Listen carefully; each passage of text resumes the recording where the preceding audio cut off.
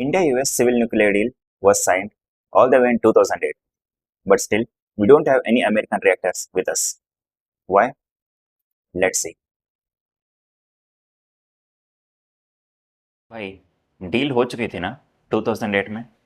फिर American reactors आए क्यों नहीं? क्योंकि बिल होना और हमारे घर में एक कानून पास होना दोनों अलग अलग बात हैं। 2010 में इंडियन पार्लियामेंट में एक एक्ट पास किया, civil liabilities for nuclear damages act, CLNDA। ये कानून किसके लिए था? इस लॉ बनाने का इंटेंशन ये था कि अगर न्यूक्लियर फैक्ट्रीज़ में डैमेज हो डैमेज हो गया तो उसके वजह से विक्टिम्स को कॉम्पनसेशन मिलने के लिए तू मैं का गेम चालू ना हो सप्लायर और ऑपरेटर के बीच में। इस इंटेंशन के लिए इस लॉ को बनाया गया था। ये लॉ का मकसद ये है कि भोपाल गैस ट्रेजरी जो 1984 में हुआ था, तब जो वारन एंडरसन का केस था, जिस तरीके से वो भाग चुका था, तो विक्टिम्स को कॉम्पनसेशन देने के लिए एक पुख्ता लॉ चाहिए था। इसीलिए अकाउंटेबिलिटी ठहराने के लिए इस civil liabilities for nuclear damages act को पास किया गया है। वो प्रॉब्लम कहाँ हुई?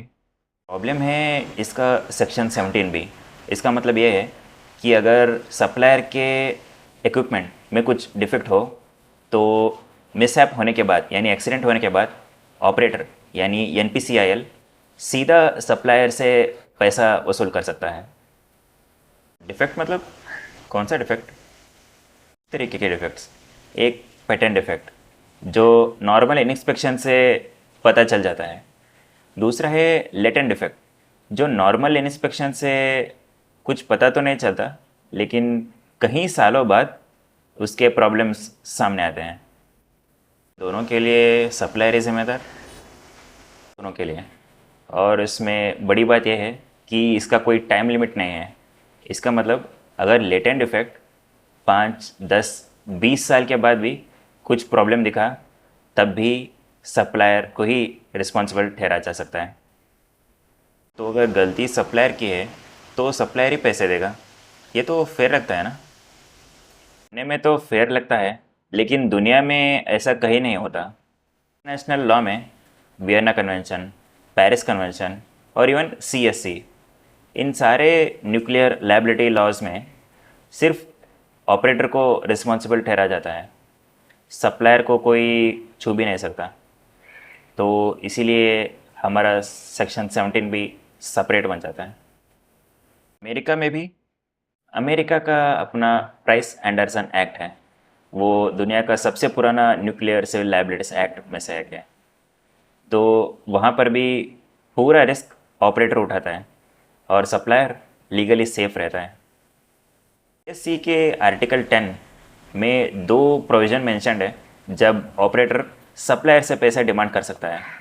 फर्स्ट, जब कॉन्ट्रैक्ट में मेंशन्ड हो कि सप्लायर पूरा पेमेंट करेगा in case of nuclear damages. Second condition, जब सप्लायर जानबूझ के डिफेक्टिव इक्विपमेंट दिया हो ताकि न्यूक्लियर डैमेज हो सके। लेकिन इंडिया के सेक्शन 17B में एक तीसरा क्लॉज भी ऐड किया गया है। ये है लेटेंट या पेटेंट डिफेक्ट, और ये कानून किसी इंटरनेशनल लॉज में से नहीं है। और इसी वजह से कंपनीज जैसे GE और वेस्टिंग हाउस पीछे हट गए। कोई भी इंश्योरेंस कंपनी इतना बड़ा रिस्क बिना कोई लिमिट के उठाने के लिए रेडी नहीं थी।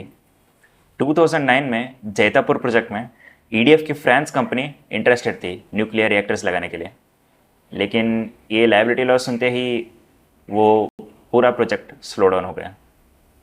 तो 2015 में जो इंश्योरेंस पूल बना उसने कोई मदद नहीं की।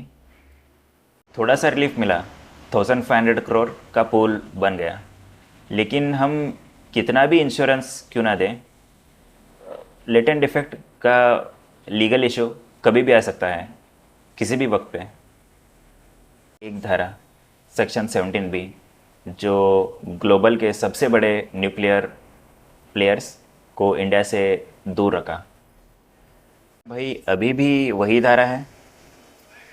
दिसंबर 2025 में यूनियन गवर्नमेंट में एक एक्ट पास किया, शांति एक्ट। इसका फुल फॉर्म है sustainable harnessing and advancement for nuclear energy of transforming India. ये 21 दिसंबर 2025 को ही लागू हुआ। 1962 का एटॉमिक एनर्जी एक्ट और 2010 का CLND एक्ट दोनों को खारिज किया और सेक्शन 17B का जो लेटेंट या पेटेंट डिफेक्ट का लॉ था उसको भी हटा दिया। तो सप्लायर बिल्कुल फ्री, कोई लीगल लायबिलिटी नहीं। अभी एक नया प्रोविज़न आया है सेक्शन 16। इसके कंडीशन में सिर्फ 2 सिचुएशन पे सप्लायर पैसे देगा ऑपरेटर को।